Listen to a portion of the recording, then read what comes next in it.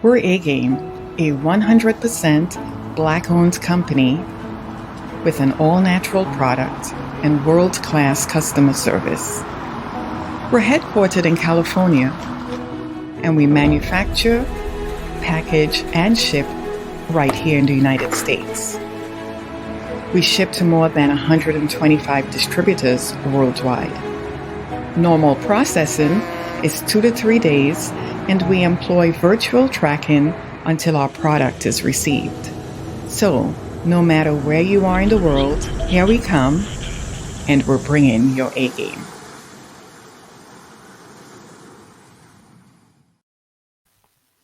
What's going on, world?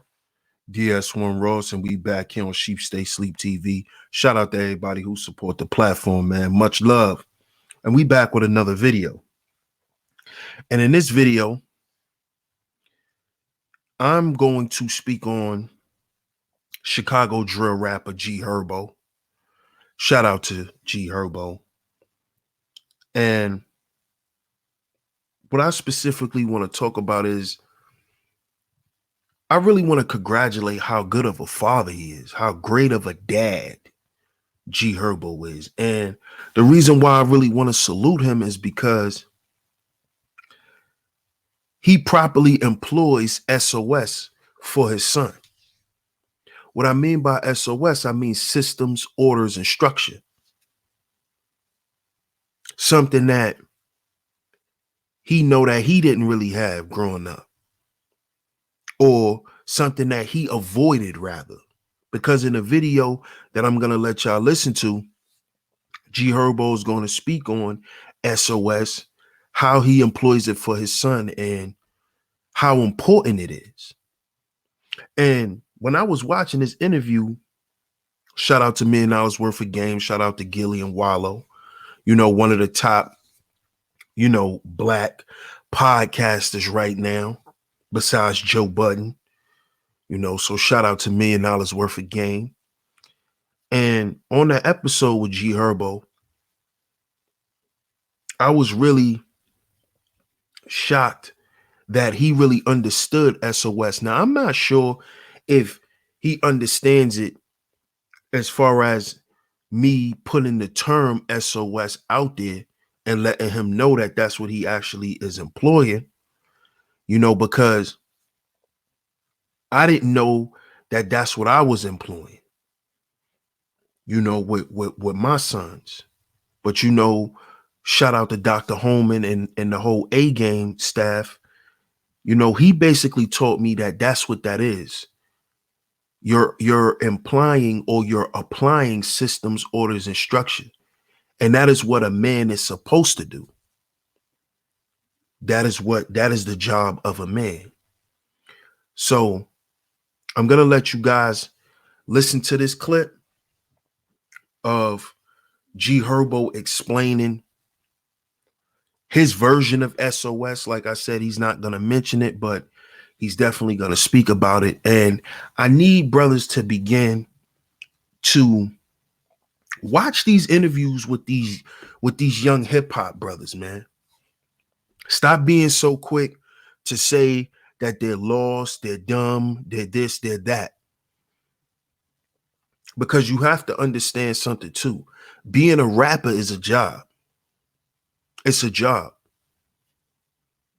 So you got to understand that a lot of these young dudes, they may not be thinking the way you think they're thinking because they're rapping the way that they're rapping. Don't always think that. Don't give up. Don't give up hope on these young dudes, man, because these young dudes are out here and a lot of these young brothers are doing the right things. Of course, they're not going to be broadcasted. But a lot of these guys are trying to do the right thing. And a lot of them are. So cut them some slack, man. Listen to them more. Don't be so quick to throw them under the bus. Because you'll be surprised if you listen to a lot of these dudes. So I'm going to go ahead and I'm going to play the clip with Fair Use Audio. Fair use. Fair use. Shout out to everybody who tuned into the video. Make sure you like the video. Make sure you subscribe. Make sure you hit the notification bell so you're notified every time I drop some new content right here on Sheep Stay Sleep TV. Shout out to the Masculine Mercenaries. One love to everybody who supports this channel. And I'm going to catch y'all on the next video. Peace. Man, 20%. We going listen, man. I get 20% to DJ. So I'm $1 worth of game, man. Y'all getting that shit away for free, man. You been getting that shit away for free. All right. We got to for a long time, man. For a long time, you've been giving that shit away. Giving it away, man. So he really done gave y'all ass $1 billion worth of game. Billion. For real. Yeah. What's that? The real life. A trillion. A trillion. So you don't get what's after that? What's after the trillion? A zillion, I believe. So. I know shit like that. You nigga, you sat in jail for red shit. You supposed to. It's like I'm trying to get a zillion honey buns and tunas in this. That's a lot of money. It's a lot of money in the joint. In the joint ski. Just listen. It's my turn. Just listen. He want to spit. He ready to spit. It's my turn. It's your turn. He said it's his turn to go. Right, and you know what? It's crazy because him just being in the mix of all these things, you know, private jets and, you know, fast cars and, you know, education and ice and you know, because he's seeing best of both worlds, man. I ain't gonna lie, man, my son's so How you gonna feel when he gets to 17 and he like, I want to rap? 2 years old, bro. Whatever he want to do, I got it back, and I ain't gonna lie. And it's like I be having him in the studio with me when I record. He want to rap, but you see, he asked for headphones. He already know I want headphones. He want to do anything he see me doing, so I got to make sure I'm doing everything right. So I let him embrace my lifestyle because it's all knowledge at the end of the day. So I know he gonna be able to he gonna have to control it how he control it. So all the knowledge, everything that's going on in the world, I want him to take the bad just how he take the good, so he can know how to maneuver and really, you know what I'm saying, be successful. You know, like. Okay, so let me ask you a question. As a father, right? Do you, per se, hide, like, with your son, are you going to hide a lot of things from him growing up?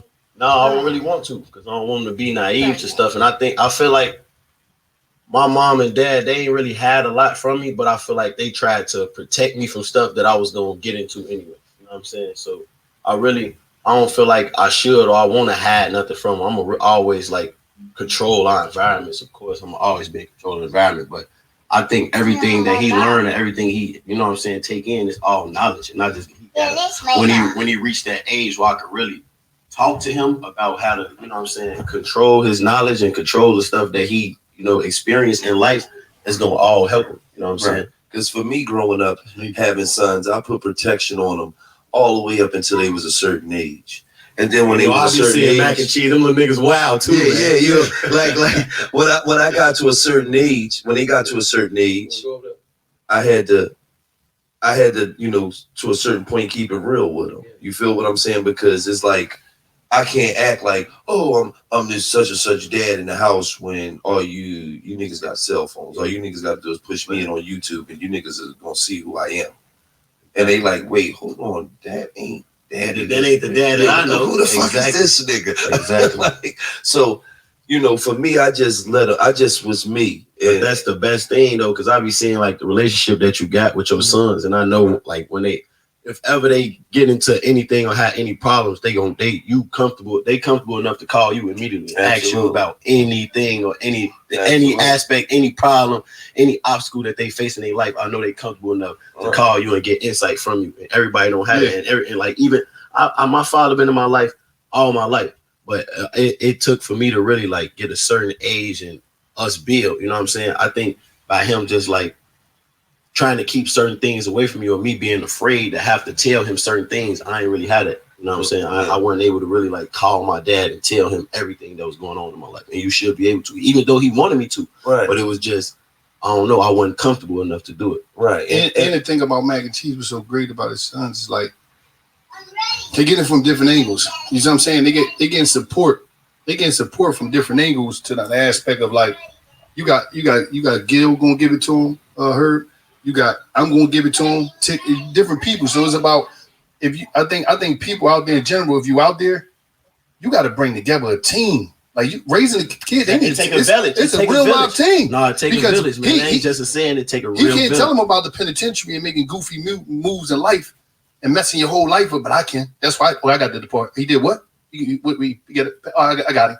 I mean, and then a lot of things is about understanding, and also about giving them information in the way you giving it to them that they can be receptive to. We dumb it down for them so they can understand it in a nanosecond, and that's what it's about, man. You know, great relationship. Exactly. But I think we had like really. I know at him. He 2 years old. I know I'm really like his best friend. Yeah, he gonna always be able to come talk to me, ask me for anything. You know what I'm saying? It's like it don't even matter because as a father, your kid gonna make mistakes and do certain things that may disappoint you. But as long as you there to correct them right then, it's like it just make them stronger so they don't make those same mistakes. Right. It's okay to make mistakes, just don't make the same mistakes over and over, because that way you're not learning, you're not growing. Absolutely. Hold on, before we go any further, right? This episode of $1 Million Worth of Game is presented by New Amsterdam Vodka.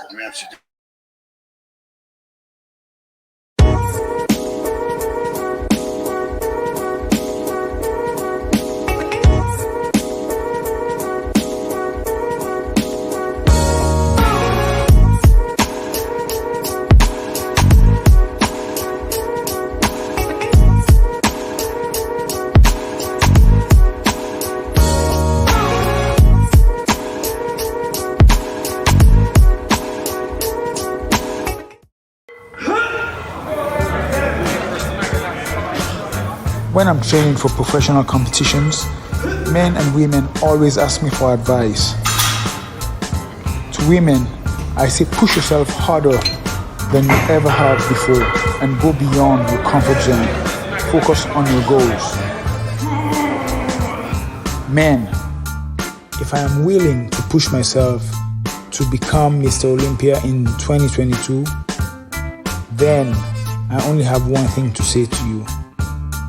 Bring your A game.